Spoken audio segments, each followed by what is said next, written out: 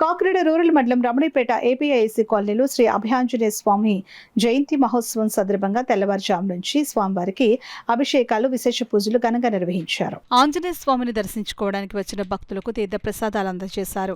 ఆలయ నిర్వాహకులు మాట్లాడుతూ శ్రీ అభయాంజనేయ స్వామి 15వ జయంతిని ఘనంగా నిర్వహిస్తున్నామని అన్నారు. ప్రతి సంవత్సరం భక్తులు, పెద్దలు, కమిటీ సభ్యులు సహాయ సహకారంతో ఘనంగా నిర్వహిస్తున్నామని అన్నారు. ఈ కార్యక్రమంలో కామరాజు చౌదరి, ప్రసాద్, జనసేన నాయకులు సంగిశెట్టి అశోక్ మరియు భక్తుల కమిటీ సభ్యులు పాల్గొన్నారు. మాకు ఆనందం కలుగుతుందండి.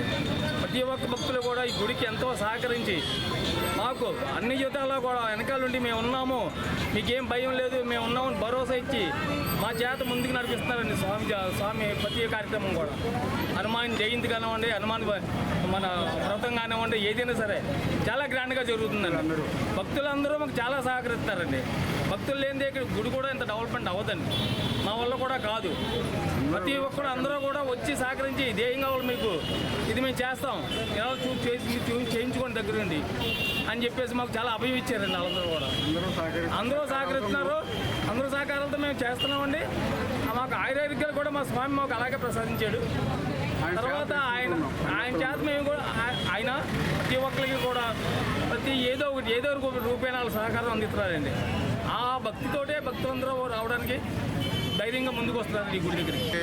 కమిటీ సభ్యులు ఉమ్మడి కామరాజు గారు, అలాగే చౌదరి ప్రసాద్ గారు, ఇంకా భక్తులందరూ నాకు కొంతమందికి పేర్లు నాకు తెలియవు, కానీ అందరూ కూడా ఒక జయంతో ఆంజనేయ స్వామి గారిని ప్రతిష్ఠించి 17 సంవత్సరాల నుంచి దిగ్విజయంగా ఈ కార్యక్రమాన్ని నడపడం చాలా ఆనందకరంగా నాకు ఉన్నది. ఎందుకంటే నేను కూడా ఈ మధ్యకాలం నుంచి నేను రావడం మొదలుపెట్టాను. కొంచెం వచ్చిన తర్వాత నాకు కూడా చాలా జయం కూడా జరిగింది.